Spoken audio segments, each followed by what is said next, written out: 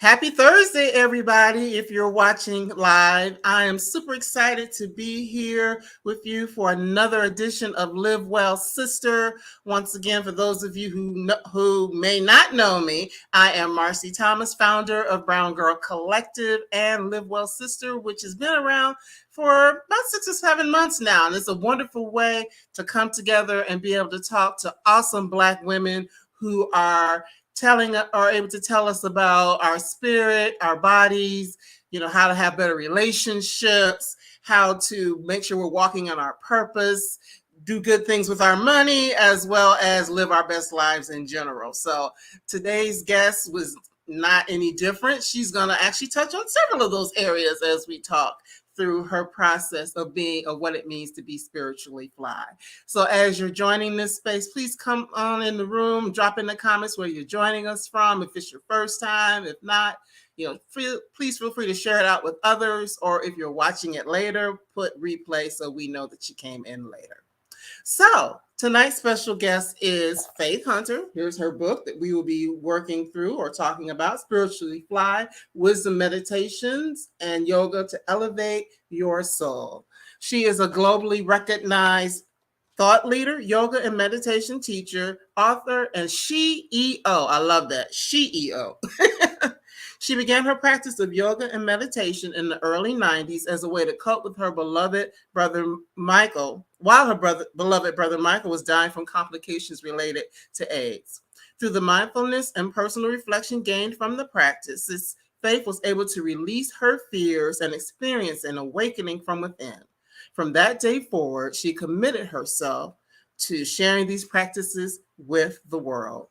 Always eager to learn, explore, share, and build true community, Faith has been mentoring and teaching yoga and meditation since 2003 and to practitioners of all skill levels around the globe. She has a BS degree in marketing from Grambling State University. All right, HBCU.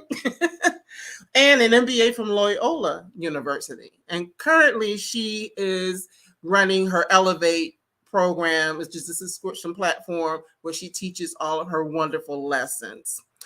And so, as our guest last week, Olivia Scott, if you got a chance to watch, says, Faith Hunter is yoga. Her truth inspires us all. Her light illuminates the path for those before her and behind her. And so without any further delay, let's bring up the woman of the hour, Ms. Faith Hunter. Welcome. Thank you. Thank you so much for having me. And I had no idea Olivia said that about me. Yes, she did. Wow. So yeah, she is a friend and fan. Of course. So welcome. It is indeed a pleasure to have you here. Thank you. As I mentioned, behind the scenes, we should have met a few years ago in person in Savannah, but that didn't happen due to an event being canceled. So I'm so excited to be able to meet you and kind of have you all to myself for a little while. So welcome, Faith. Wow, so, wow, where to begin? The beginning is a good place. Yeah, just tell us a little bit about what was it that led you to finding yoga as a way of healing and just a spiritual practice for yourself. Right. So thank you again for having me. And just to kind of go through my beginnings, my early days, kind of what you read in your bio or in the bio is really, it started and the kickoff was about my brother. I mean, my brother was dying of complications related to AIDS. It was the 90s. I think it was like, he was in the hospital for about a year. And during that year that he was hospitalized, kind of in and out, one of my friends suggested that I try yoga. And part of it is, I mean, she could see how stressed I was, how overwhelmed I was. And of course, in the 90s, yoga was not popular. I think she probably just saw a flyer that says decompress stress. Okay. Like, needs that. Okay, big time. And so I showed up to yoga class, and it was actually my first yoga class was a Kundalini yoga practice. And I had no idea what Kundalini was. Even the teacher didn't really explain too much because people had already been practicing. So it was basically yoga at like a Y or some community center, just said, show up to yoga. Okay. So but the thing that really transformed is that I continued to show up, and I continued to release and cry on my mat, and I would cry at home. And I realized that I had built so many, as I talk about in the book, so many walls around my heart from the beginning, meaning when both of my brothers, my older brother and my younger brother, were diagnosed with HIV in the 80s. And so that was that moment where my heart was being just like compressed. There were moments I know that I was suffering from anxiety, but I didn't really express it. I just held it all in. And then finally, when I showed up on my yoga mat in the 90s, something cracked, something opened up, but it still continued to take me years and years to kind of peel some of those layers of trauma off. I can imagine. And I think it's wonderful that you were able to even embrace the idea of yoga. Because if you're thinking, I mean, let's just be real. Even now, 30 years later, you don't necessarily see a lot of people who look like us. It's getting better. Right. But it's still a world that doesn't necessarily embrace us. So I find it wonderful that you were able to go into that space and be able to gain the positive things that you can get from such a practice and be able to continue with it and learn how to ultimately make it your own. Yeah, definitely. It was really interesting because, like you said, I mean, there were no other, forget about women of color. There were no other Black women in the space, or even men. And then when I moved to DC later, in like several years later, it was still like that. I mean, it was a very white room. I didn't start seeing Black women doing yoga, like personally, like in the flesh, doing yoga, until I moved to New York. And that's around the time that I became a yoga teacher, like around 2003 is when I became a yoga teacher. Okay. And I don't know, I'm sure you've seen it. Rosa Parks did yoga. I know. I was like, I didn't even know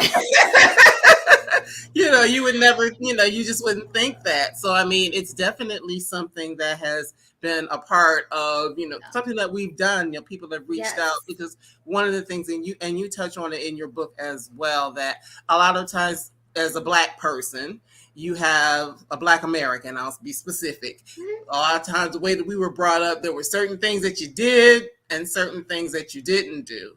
And when you start talking about spirituality or spiritual practices.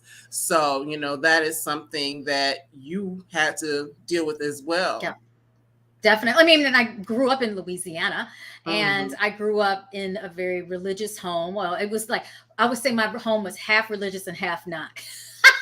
But it was all spiritual. And the reason I say that is, like, my mom was very much into religion, organized religion. And my dad, on the other hand, he just like, nah, I don't follow the guidelines of the church.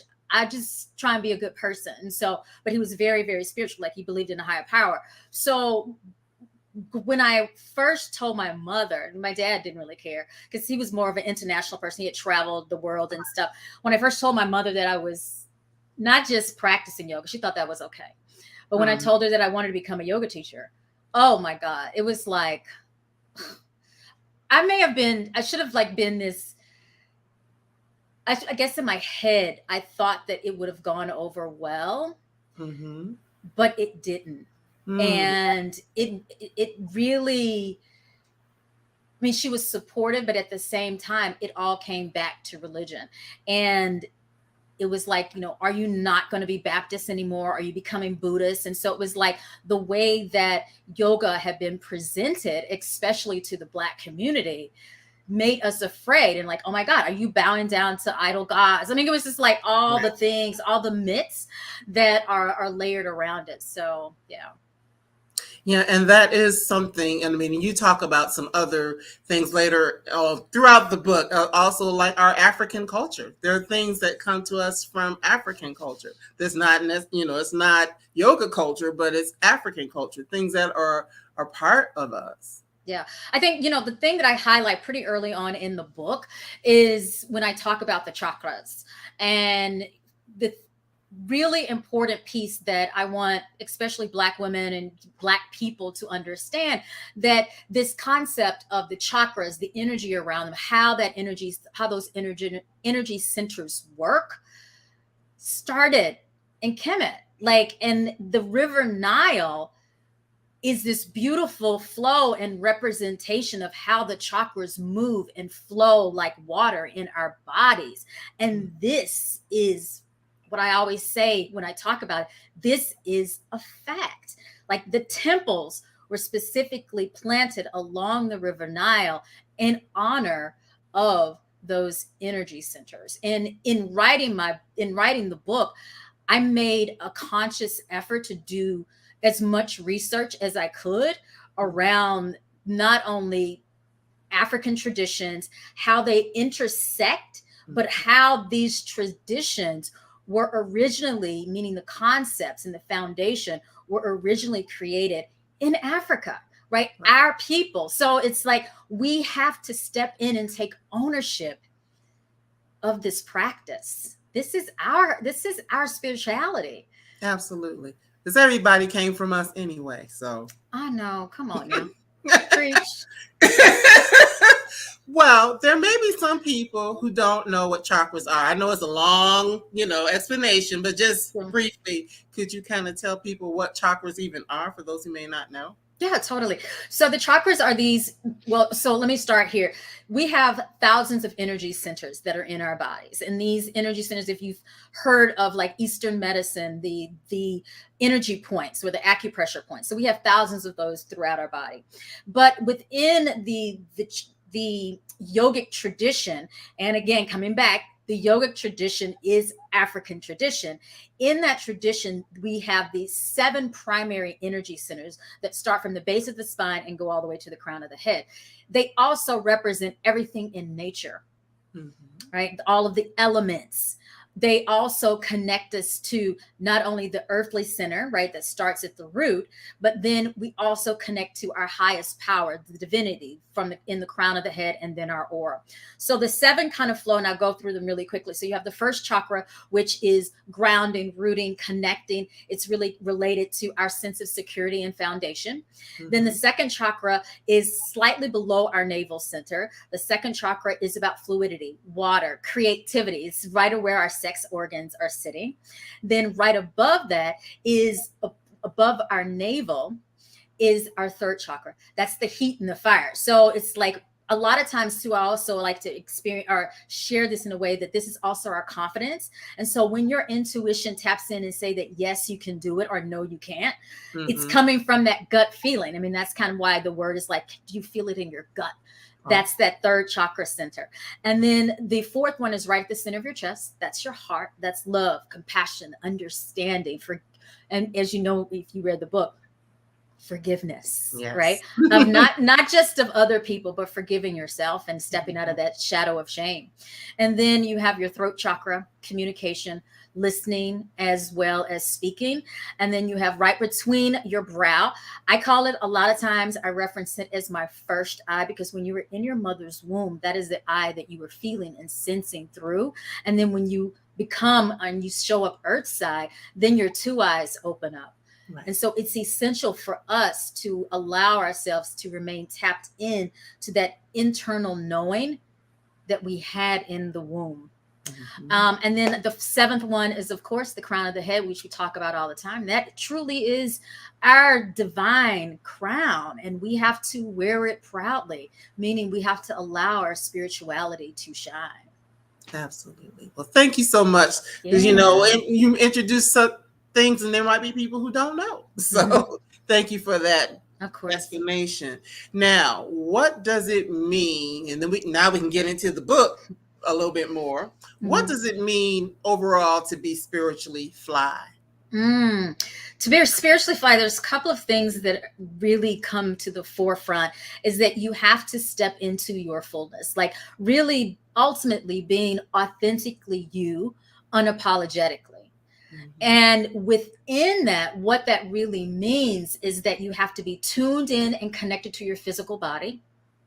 You have to be aligned with what your truth is, and in that, balanced, steady, and with this very neutral space of the mind and the heart, the feeling, the spiritual aspect of what it means to be human has to be not just opened, but you're connected and aligned to a higher power. So your God, the God that sits within you, your spirituality, is aligned with that higher power. And so when all three of those intersect, you are spiritually fly. You are moving along a spiritually fly path. And as you move along that path and challenges show up, difficulties, of course, the unexpected, like we've all been living in this unexpected life Right. for the past 2.5 years, right? Almost 3 years. When those moments show up, you have the tools to navigate. Even in your moments of anger and frustration, you recognize what the problem is, and then you move into your response with grace, with power, and strength. That was beautiful. That was beautiful. And tools was key, because as I was preparing before we came on, I was thinking, tools, these are tools, because that's just so important for us to have tools, and you can have many tools. Because I was thinking, an analogy, if you have to clean the floor, you can mop it, you can sweep it, you can vacuum it. I mean, those are different tools. Yes. The goal is still the same, but you're using different tools rather to reach that goal. So this is the same. These are just spiritual tools. Spiritual tools. Yes. Yes. And I say that a lot, especially when I have my yoga studio and I'm teaching my students. I'm like, yeah, you guys are showing up to yoga, and I'm, offering all these different techniques and methods, and I'm dropping in some soul nuggets and whatnot. But what I'm really doing is providing you with tools to be a better person. Yoga is not the end all. It is not the only thing that you should utilize. There are so many spiritual tools out there. Take advantage of those to help you be a better person. Absolutely. Absolutely. Now, getting into the meat of the book, there are 7 sutras. I'm saying it correctly, right? Yes. Because you know how we'll make a word our own. Something else. They're good for changing up stuff. So in the book that you talk about, beginning with leading with love. Yeah, lead with love. So I'll go through all of them, but I want to always talk about lead with love, because that is the foundation. So we have number 1 is lead with love. Number 2 is stand in your truth. Number 3, face your demons with compassion and bravery. Number 4, let your walls down, reveal your heart. 5, trust and have faith in yourself and others. 6, follow your passions with conviction and purpose. And then the 7th one, be divine without apologizing. Yeah. And, lead with love is the foundation. As human beings, our first feeling, right, regardless of our situation in life, our first emotion, our first connection to someone else, our initial connection and curiosity with ourself is all based in love. That love is shifted and corrupted. I never use that word around the word love, but it is corrupted as we move through our lives by all of the experiences we have. And it is challenging for us as human beings to rely on the concept and trust in the concept of love. So in my book, I talk about how important it is to not just lead with love, but allow love to be your foundation. Mm-hmm. And that is something that can be very challenging, because as I was reading the book, one of the things I thought about, because you talk about, growing up when you're a child, there's one concept, hopefully, depending on what's going on in your, family, the people who are your caregivers. But then as you get older, it starts to shift, because you're looking for love outside of that cocoon of, your family or, your closest friends. And I couldn't help but think about myself. I'm like, yeah, that's when I started to get in trouble, when I started looking for love in all the wrong places. That was when all the trouble started. But I mean, it's true. Mm-hmm. Yeah, for sure. For sure. It's really fascinating. It's one of the stories that I share that I think is really powerful for other women to hear, is that, like you and so many of us, after leaving my safe space of my parents' home and going out into the world, like my definition of love was very warped. Mm-hmm. And, I had a very loving, caring father. So I thought everybody was supposed to treat me like my daddy. I was like, dang. And that wasn't the case, because I don't know someone else's story. And so, as I was interacting with my partners at the time, they weren't healthy relationships. Mm-hmm. And at one point in time, I realized that it wasn't that they were the problem.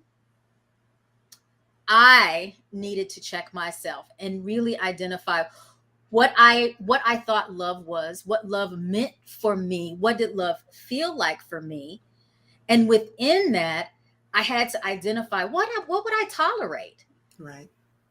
Because in our search for love, we will accept anything. And if we accept anything, people will give us crap. That's true. And that happens in relationships. Absolutely. That is true. Just looking for, looking for people who may not have our background, people who may not, have the same understanding that we do, people who don't always have our best interests in mind, because most people are inherently selfish. So, so yes. And I mean, even we are to a certain extent, which is nothing wrong with a healthy selfishness. Yeah. Right. Well, I always say my spirituality is my selfish quality. I'm like, that is like a non-negotiable, me connecting with spirit and crafting out my time to nurture my spirituality, which is nurturing my health. And so it's ultimately the selfish part of me. Yeah. Yeah, and one of the things that I love through each of the sutras, there's good information, I'm like writing and highlighting and all of that, but then there are also exercises throughout each chapter, whether it is, the yogic movement or meditation or is it mudras? Yes, girl. Yes, mudras. Yes. So, there are just different ways, journaling to work through it. But one of the things in this particular chapter, I like that you talked about breath work. Yeah. Yeah. I mean, the breath, but having that conscious awareness and connection to the breath really supports all the tools. It supports our daily life. So I definitely, as a yoga teacher, I love blending it with yoga practices and movements. I also love doing a very targeted, specific, or intentional breath before I move into a meditation practice. Even if I'm stepping into a moment of journaling, right, which is another tool, I even give myself time to just take simple 3 or 4 deep breaths before I move into my morning journaling. But the thing that I think is most valuable about breath work is that it also is a standalone practice. So in those moments where you need to calm down, the breath control, the connection to the breath is there for you. If you need to be a little bit more focused or targeted about your day, or you're feeling a little sluggish, tap into a breathing technique, again, that is going to support you to do that. Yeah, that's very important, because, of course, if we're above ground, we're breathing. However, that doesn't mean that we're breathing well, because I have to admit, sometimes I catch myself where it's like I'm holding my breath. I'm like, why am I holding my breath? Yeah. And it's not, it's just, and then like, oh, when I realize that I'm doing that, it's like, what's that all about? But yeah. And I mean, and that's the reason why, when we take a deep inhale, or we've been holding our breath for a while, and we do like you did, just go, why it feels so good is because all of that trapped toxic energy has been sitting in our bodies. And we have the capacity to release and let that go. But if you're doing that shallow breathing, if you're holding your breath, that means that toxins are not moving and eliminating themselves from your body. And that creates disease. So even just taking a minute out of your day to take long, deep breaths, fully exhale, allow things to circulate throughout the physical, mental, and spiritual bodies, we're going to elongate our lives. We're going to live much more vibrant lives just by consciously controlling the breath.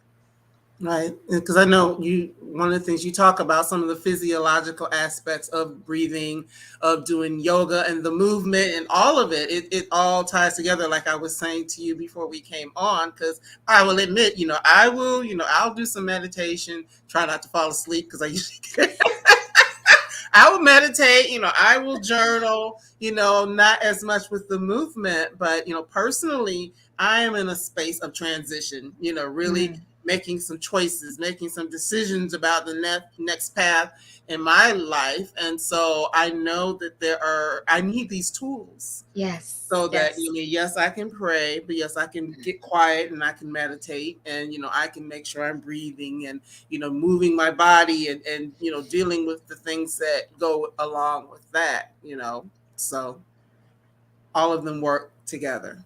All of them work together. Yeah, for sure. Absolutely.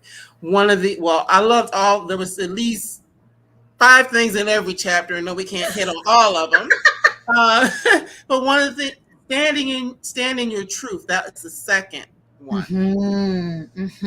Stand in your truth. Oh my goodness. So the reason that one is powerful for me, and when I think about it, it was this opportunity for me to speak my words, speak my truth.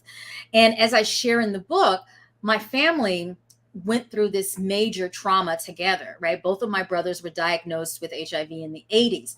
In the 80s, if people know the history around HIV in America, people's homes were being burned down. Kids were being kicked out of school for being HIV positive. People were getting murdered. I mean, it was just like the gambit. And of course, the medical system didn't even fully understand. And there was lots of stigma around HIV, not only because, or one of the major reasons is because a huge population that was already stigmatized, right?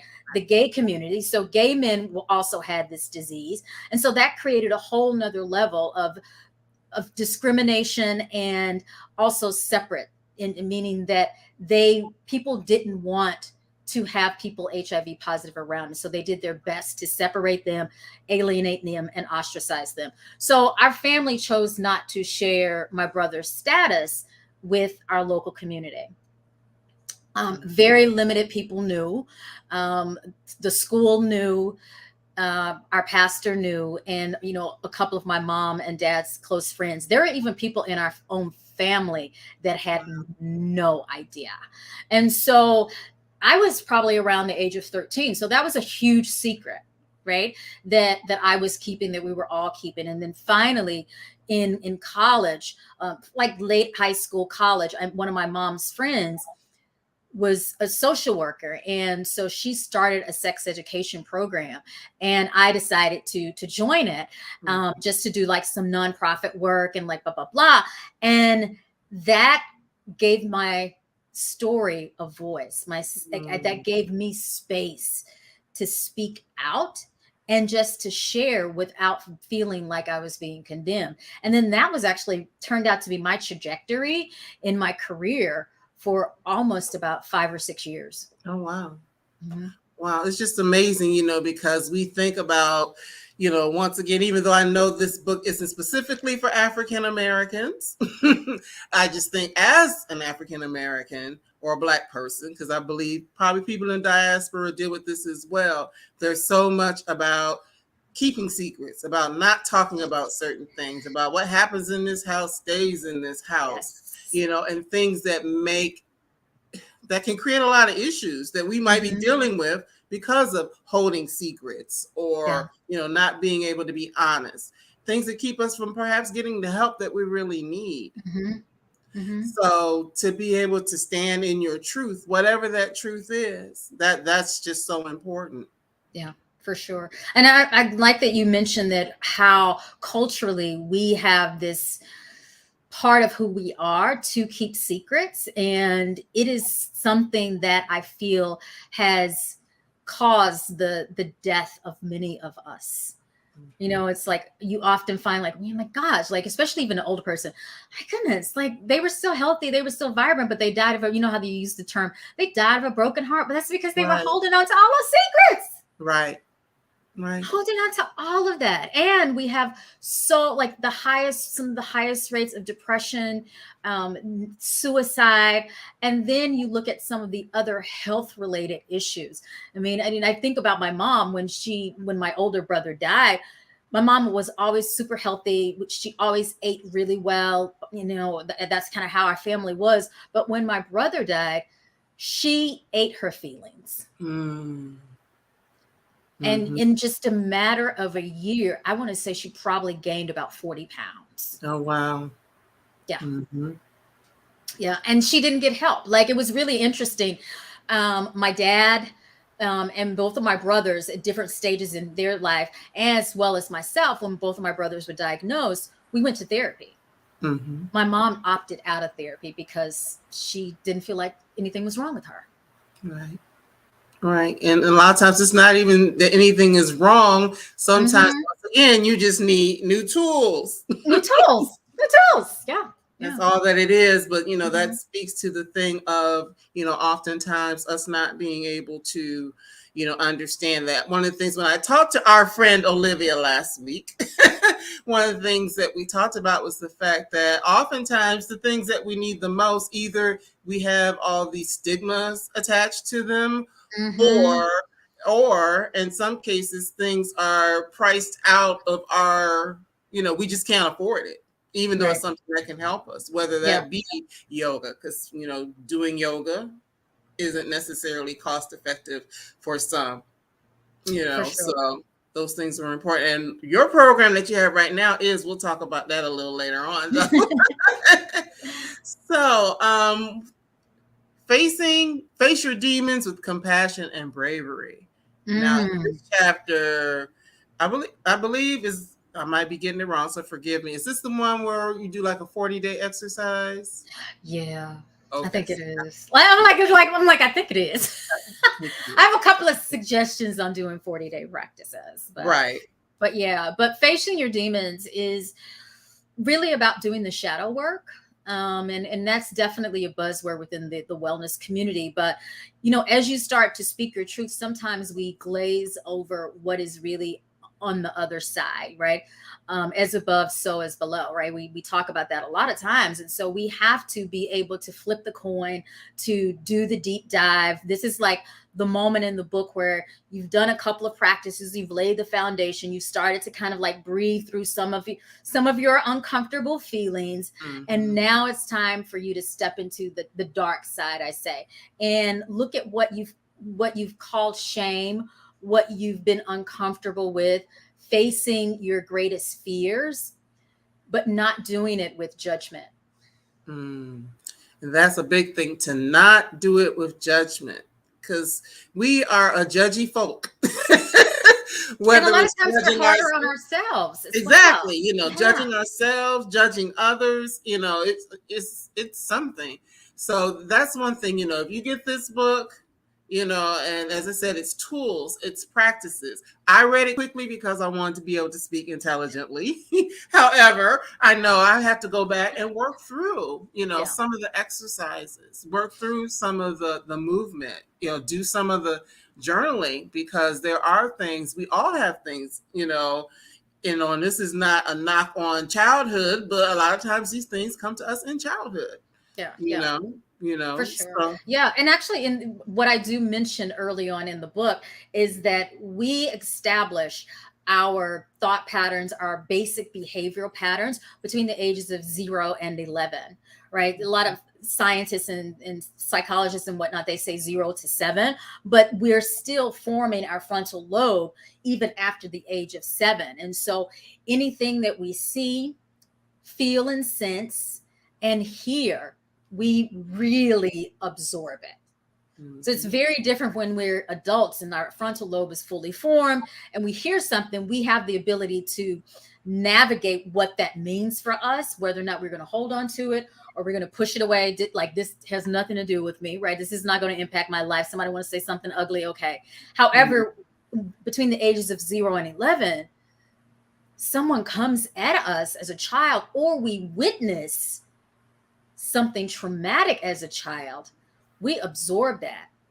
And we were either push it away, suppress it, never address it, or we act out because we don't know how to navigate our feelings around it, or it becomes shame. And so facing those demons is like, if you, for example, if you have a friend, right, and your friend comes out, you guys are going to go out to the club, or, go party or go drink or whatever, and she comes out in this super tight dress, and there's a full slit all the way down to her belly button. And then you say something rude, right? Or in your head you're like, I don't know why she got to wear that. Right. We're just going somewhere simple. That thought pattern comes from childhood. Wow. Because you've associated someone dressing in that way as being bad. And we do that a lot as Black women. Instead of uplifting our sisters for being expressive with their sexuality, we suppress it because that is not a good image. Right? So that's just one example of how childhood thoughts shape our adult behaviors. And it's funny that you say that, because a few weeks ago I had a guest on that does boudoir photography. Okay. I actually did a boudoir shoot myself. Like, see, automatic, like, woo. Yeah, it does kind of make you feel like that. But I mean, that is a thing, because, to some people, oh my God, it's a thing of repression for some people, just to think, and it doesn't have to mean what people might think it means. It's just an expression of a part of you that's natural, but some people will look at that and automatically assign a label to it, So yes, there are things that we carry, because mama said good girls don't, or if you want, if you want people to, like you or whatever, you won't do that. You won't do that. But then again, that's about not necessarily standing in your truth, whatever that truth might be. So the next chapter, let your walls down, reveal your heart. Now, this one really stood out a lot to me, because I know myself personally, and people that I know, oftentimes that's the part we close it off. We don't let the walls down. Not at all. It's really fascinating. We as women, but very specifically, we as Black women have been culturally guided. It's culturally ingrained in us to be strong and to support everybody, protect everybody, love everybody, feed everybody. I could just go down to things that is. This isn't tea, but and everybody, it's just. But what that does is that we never make space for ourselves to feel. We don't make space for us to heal. And when something painful happens to us, we feel like we have so many other responsibilities that we have to take care of. So when we are in this state of pain, we shut it down. This shutting down of our feelings, our pain, this comes from slavery. So it comes from slavery, right? Because we had to shut down our feelings around being raped, our children being taken away, our spouse and our families being separated. And so when we finally, we're as a people are finally free, right? And the family comes together, part of us is like, I got to keep everything together. Right. I'm the one that's going to hold it all together. But we never make space for us to cry, to love, to be held. Because our walls, that's in our DNA, is so tightly woven. It is crazy how the wall has been built. And so in this book, I wanted to create some space for us to find that vulnerability and that openness for ourselves. And when we do that for ourselves, then what will naturally happen is that people will mirror that back to us. Right. And in that mirroring, people will be able to hold space for our wounded heart. People will be able to hold space for our pain. And people will finally learn to understand that Black women have this expansiveness, yes, but we also have this tiny sweetness that is delicate and vulnerable. And if no one else is going to do this for us, we have to do this Right. for ourselves. And so that's like one of my biggest points, is that with this book, and again, starting out with the first one, lead with love, is that we have to take care of ourselves first. And that is not a selfish act. This is an act of our requirement, not even an act. It's a requirement for us to do this. Absolutely. Absolutely. To just, letting the walls down and revealing your heart. And like so many other things, it's not to say it's, excuse me, that it's going to be easy, because it won't be. I'm still cracking my heart open. Like, right. I mean, it's hard because, sometimes, it's hard to even face certain things within yourself, to look at you and say, okay, why are things this way? Why do I respond in this way?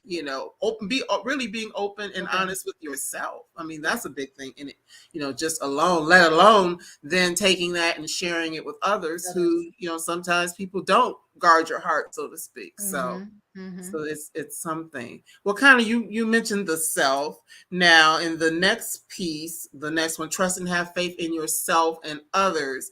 I enjoyed all of the books. So, but then this one, I like the fact that you break it down into having faith in yourself, understanding your self-worth, having self-awareness, and then self-confidence. Yes, yes.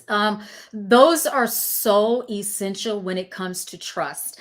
And if you look back at this arc of the other sutras, the ones before it, they start to pull things apart. Like, it's almost like breaking your own soul down and resetting it, so that once you've like pulled these pieces apart, you've let down your walls, you become a little more vulnerable. Now it's time to allow your intuition to step forward. And that requires ultimate faith and trust in who you are, who you have created now, or who you have healed now. And a lot of it is like returning back to the original self. As children, right, coming back to this 0 to 7, right? As children, we love ourselves ultimately. Like, as little kids, I'm like, our level of self-expression, self-awareness, like if there's a particular food and we taste it, we're like, I don't like that. Like, and like that freedom of acknowledging our likes and dislikes, of being much more in tune with our emotions, meaning being able to express our emotions. And I think back, I mean, I was the middle child, right? And I had 2 brothers, but my brothers were like rough and tumble, and they were like, always playing like, and I was convinced that I could do everything they did. And I tried. Like, but part of that was that aspect of self-confidence that we have as naturally as children, right? But again, as we move along in life, all of that other external stuff hits us, and that breaks us down. From people that we love will break us down, put us in our place, as they would say, right? And then we go out into the world, and other people will shoot bullets at us as well, right? More of the breaking down of our self-esteem, of our self-confidence, self-worth. And then we start to believe those stories. And so then we start hitting ourselves, right? And suppressing who we naturally are. And so in this chapter, it's like, now we've pulled apart, and maybe you've discovered something amazing, or rediscovered or reconnected to something amazing about you. Trust in that. Trust in the ultimate aspect of your fullness. Trust in your godliness. And so, self-confidence, self-worth, self-awareness, and all of that comes into play in the practice with the meditation. Like, that is the place where I constantly hit home, where that self-confidence and self-worth happens. Absolutely. And it is so important just to have that strong sense of, there's that word again, strong, but I mean, in this case, it's appropriate. Have a Mhm. strong sense of self so that, it does expand into other relationships and how we relate with others. Yeah. And, because it's like trusting and having faith in yourself and then extending that to others as well. Yes, yes, most definitely. And that is probably the hardest piece because when you are vulnerable, right? And when your heart is wounded, you doubt whether or not you're even making the right decision. So then if you think that you're not making the right decision, or you don't have the capacity to make the right choices, or as my friends and I always say, do you have a good picker? Right? If you're not trusting that, and even if that goes with like anything, like picking a Right, job, you know, right, picking a mate, picking a right, friend, picking a house, like you just right. don't trust yourself with anything.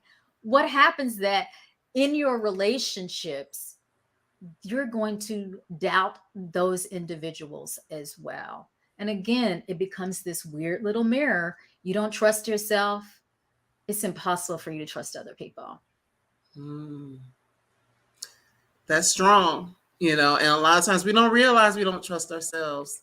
Yeah, yeah. We don't realize. Yeah, and I mean, and part of it too is like a lot of times because we don't trust ourselves, our decisions are being made by guilt and shame or what someone else would do. So you make those choices and decisions based on somebody else's dream for you. Okay. Ooh. That's a big one because a lot of times, yeah, you might want to do a thing and people will talk you out of what is right for you. Right for you. Yeah. It's right, but then because you don't trust yourself and you want to make decision by committee, then you end up, living a life that isn't necessarily the life that you truly want for yourself. Mm, mm, So, yes. mm. Yes. But that goes into the next. Follow your passions with conviction Conviction and and purpose. purpose. Yes. So once you've made, you've done all these practices and you made it at this point in the book, it's now really about allowing yourself to shine a little bit. And because you've cultivated this deep inner awareness and you're starting to refine and expand your intuition, you're able to identify what your life is about. What do you really want? Right. And sometimes it's just very simple, right? If you made a commitment, say, for example, if you are married and you've made a commitment, you love this person, like, yes, this person, like, we are a great match. However, you may want to change jobs and your partner is like, Mm, nah, we got these things, your money bringing in this, la, la, la, la, la. But you're like, but I know for a fact this is what is going to work and make me happy. I need to shift because where I am is no longer inspiring me. ooh. So I'm asking you, as my love and my partner, give me some grace and support me in this decision because I know that it will work. Right. And so because in your intuition, coming back to that third chakra in your gut, that it is the right option, right steps for you to make. Yeah. So that's just like one little example, but following your passions is really about making a commitment and saying yes to you. Mhm, And so mhm. often we push our passions, the things that inspire us to the side. Yes, you are preaching to the choir. As I mentioned to you before we came on, personally, I am in that state of transition, because Mhm. I have a day job that I do, and, it's a day job, and we're just going to leave it at that. But my passion is talking to people like you, you know. Yeah. I have the book, the what I call the regular BGC book club, where I read authors and talk to Black women writers every week. Oh my Other God. things that I want to do along that line. That's my passionate purpose. But Yes. you have to I got to make some moves. I have to make some changes and transitions. So that's why this book and as I said, I will be going back through and working through a lot of the exercises just to make sure that, my mind, my spirit, my body, my soul is right for all of the things that I'm working on and working towards. That's just so important. Yeah, for sure. And one of the interesting things when you said passionate purpose, that's actually one of the, as you know, one of the exercises, one of the exercises in there. And it's not an exercise that people would think. It is a very structured, almost like I'm going back to college kind of assignment. Like, get in there and write out not only just like what your major goals are, but put down some dates. Why are you doing this? What is inspiring you? Set some milestones for this passionate purpose. And it's really interesting because one of my friends, when she got a chance to look at the book before we did all the finalization, and she was like, "Girl, this thing looked like a NBA spreadsheet. Like, what's that?"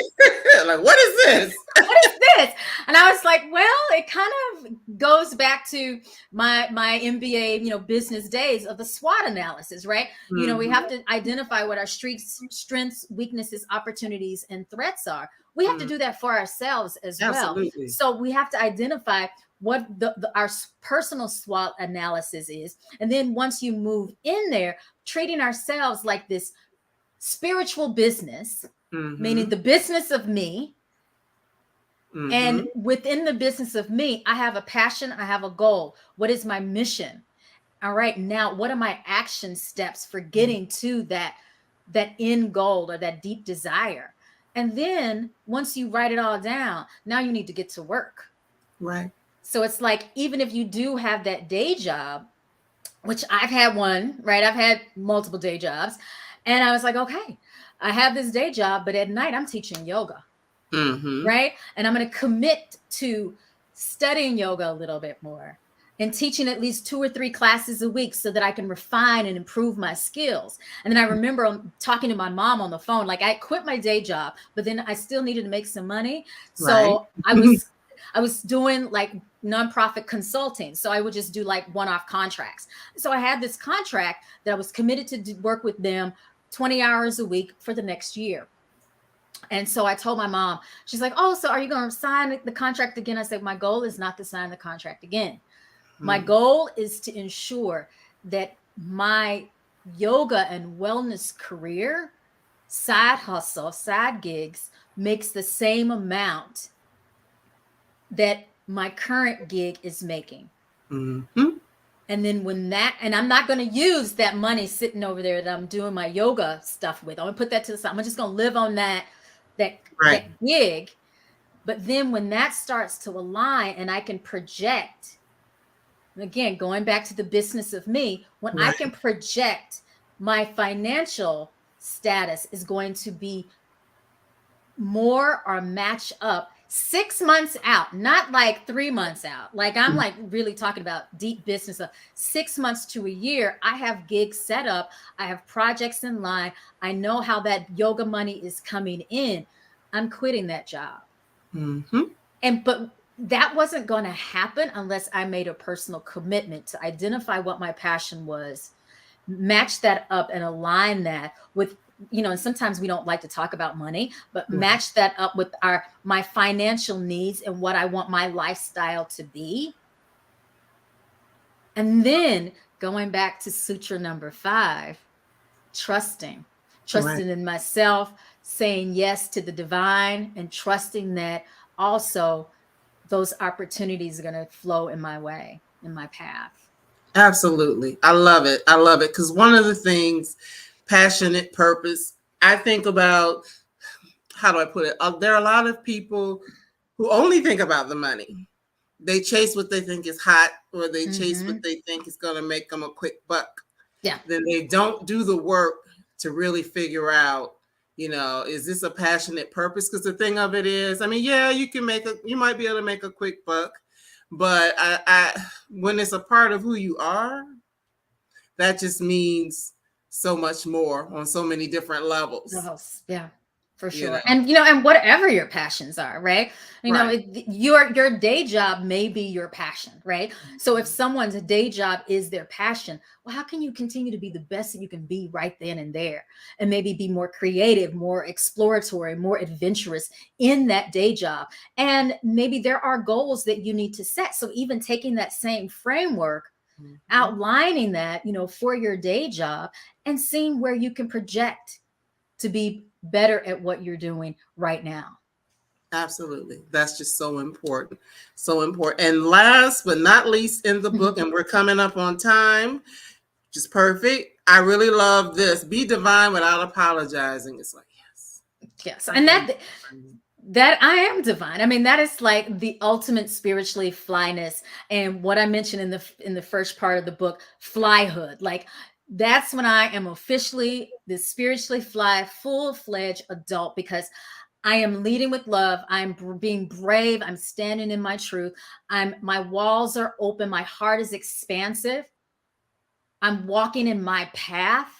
Mhm. I'm feeling steady and strong. And then, like, all of a sudden, something crazy comes out of nowhere. And I'm like, "Ugh, all right, I got this. I'm going to Mhm. navigate this. I'm going to feel through it. I'm going to acknowledge my discomfort and my pain in it. But that is not going to stop me from being amazing and divine.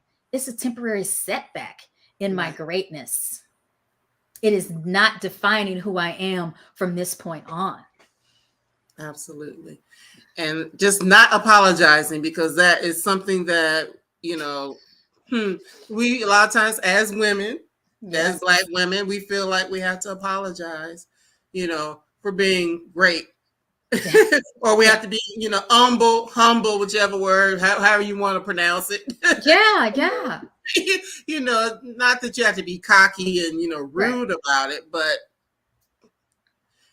if you're divine. I mean, you are You are divine no matter divine. just as who you are, just as a Your human being, existence. you are Yes. divine. Yes. But just to be able to, walk in it and not apologize, you Mm-hmm. know, Mm-hmm. to be able to set boundaries and not apologize, Yeah. whatever it is, just be who you are. And if somebody else can't roll with it, then Except both of us won. Mm. Yeah. Pretty much. Pretty much. Yeah. so that's it. I mean, of course there are a lot of wonderful exercises, physical exercises, mental exercises. Some of it's going to be an emotional exercise just as you go through it. So Yes. I definitely, want you all to pick up the book and work through it. It doesn't have to be, it's not something that you would do quickly under normal circumstances. No. You want to take your time and work Take your through it. time. And, as you say, some things you have to stick with it for a while. Some things you Mm-hmm. have to repeat. Even you, as the person who came up with the plan, Oh you have to repeat yes. I sometimes. repeat it. I repeat it. Yeah. Definitely. Mhm. Definitely. So tell us about Elevate. It's the last thing I have on here for ways to reach out to Faith, but her elevate.faithhunter.com. Tell us about Elevate, what that's about. Yeah. So Elevate actually is directly connected to the book. So just as you share, you pick up the book and you want to take your time to move through the practices. Inside of Elevate, each month I will highlight I've already started Lead with Love. So each month there will be another thing. So March will be Stand in Your Truth.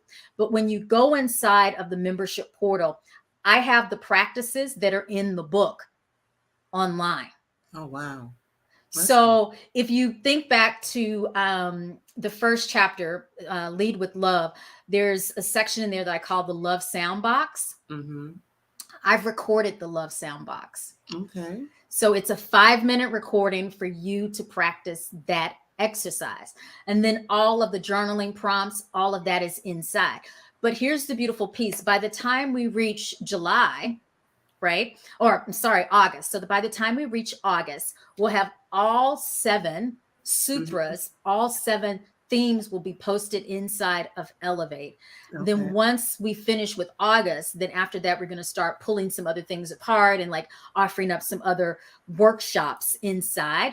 But basically, if you have the book, You don't have to figure out the practices. You just read it and go, oh, okay, go inside of Elevate, press the button. I already have guided you through kind of like a recommended number of days that you should stay on this practice. But know that if you're like, for example, the whole section around forgiveness and lead with love, I've broken that out a little bit. So that's probably over the course of a week and a half, where you have to do the breath work and then answer the question. Okay. And then the next day you do the same breath work and answer the same question, because we need to like really dig in deep. There's a lot of repetition throughout, but basically Elevate supports you through the book.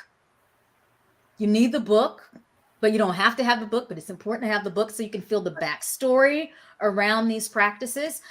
The other thing that's inside of Elevate is that each month I will teach anywhere from 2 to 3 live stream classes. So that's part of the membership. We did a meditation earlier this month. Yesterday or day before yesterday, I did a 2-22-22 sacred number Kundalini yoga practice, because if you know, there's a lot of Kundalini yoga inside of the book. And then on Saturday, I'm doing another live stream, which will be a spiritually fly practice. So each month, you'll get some meditation, at least one meditation, and at least one movement practice. And then there, of course, all of the themes for each month match up with each chapter. Then you also get a specific dedicated yoga practice that's pulled from the yoga postures that are in the book. So not only are you getting the meditations, the journaling, but then there's also right now sitting in Elevate is a lead with love yoga practice. And next month is Standing Your Truth. I'm so excited. I haven't even recorded Standing Your Truth, but I'm feeling so strong about Standing Your Truth. I'm like, oh, I cannot wait to actually teach and record that practice. And then the last piece of that, or the final 2 pieces that are inside of Elevate, I also have created some standalone practices it's called the Soul Prints Library. So in the book, I mentioned soul prints, those impressions, creating new impressions. So you go inside of Soul Prints, there's tons of other practices. And then once a month, you get to talk to me like this on a group call, ask questions and whatnot. So yeah, it's a lot in there for $29. Yes, $29. And that is limited time for the $29. Is that correct? So yeah. Totally. If it's something that you're interested in, go ahead and get in where you fit in to take advantage of that. Because as I was saying earlier, a lot of times, some of these things are not cost effective for us, but this is something that, is affordable. It might mean, you skip a couple of meals at McDonald's or whatever. I mean, because ultimately it turns out to be like 80 something, 90 something. I did the math. It's something cents. It's less than $1 a day. For something that is, once again, another tool in your toolbox. Yes. So I definitely would suggest it. And I'm impressed. I mean, I already was, but, knowing more about elevating all of the work that I know had to go into creating that's just very powerful that you have created that platform for people to be able to, get to where they need to be and be a spiritual fly girl. Yeah. And and I think that's probably the biggest pieces. I wanted it to be accessible to everybody. And so even like, if you're like, oh, like you said earlier about, I don't practice a lot of movement and yoga. The thing is that you can go inside of Elevate and never do a yoga practice, because all the meditations, all the journaling are there. In doing those, because in what I call the workshops, like the Lead with Love workshop, there's not a yoga practice in there. The yoga sits over in our Soul Prints library for you to grab and do that as extra, as icing on the cake. Okay. And the other thing I do like, and this is just my last comment, the fact that you do that, it is incorporating what's in the book, because yes, you explain how to get into certain movements, but it's one thing to have somebody explain it to you and another thing to actually see it, because we all learn differently. Because I'm like, did she say put my right foot in and my left foot out, or, shaking all about, what's going on here. Yeah, so, for sure. And that was the thing, is like after the book came out in August, I was like, I mean, I can do my audiobook, but I really need to bring this practice to life, because I felt like people that attended my yoga classes and my workshops and my retreats, and when I had a yoga studio, that was me bringing all of my knowledge to life. They could feel it, they could touch it. And this is kind of how people anywhere in the world can get the feeling, the healing that they need, or just the support in a safe space. Yeah. Absolutely. Absolutely. Absolutely. Yeah. And it definitely, not that you weren't already global or worldwide, but it allows that, for someone who's not in DC, who could come to a studio, or someone who can't go to a seminar or whatever, Right. it's more accessible. So Definitely. Faith, I want to thank you so much. This has been indeed a pleasure to chat with you. Finally, maybe 3 years or so after I thought I was going to I meet you.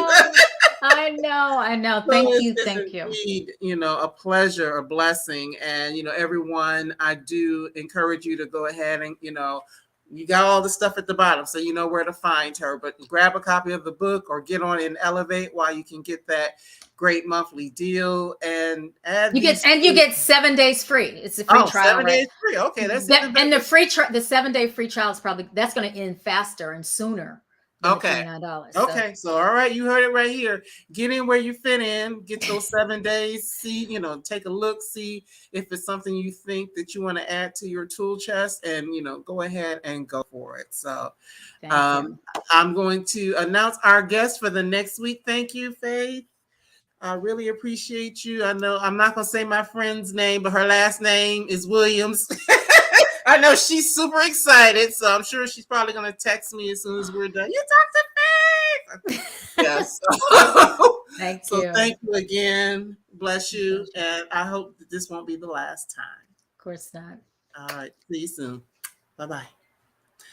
All right. So next week, we will be back with a very special guest. I'm pulling up my information. That will be Cole Arthur Riley, who is the author of This Here Flesh and creator of Black Liturgy. So if you are on Instagram, you may see a lot of her inspirational messages and things like that on Black liturgies. But this is her new book that came out just a couple days ago.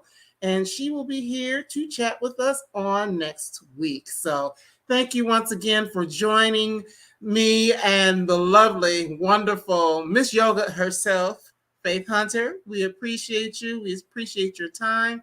And we look forward to seeing you again here real soon. Take care.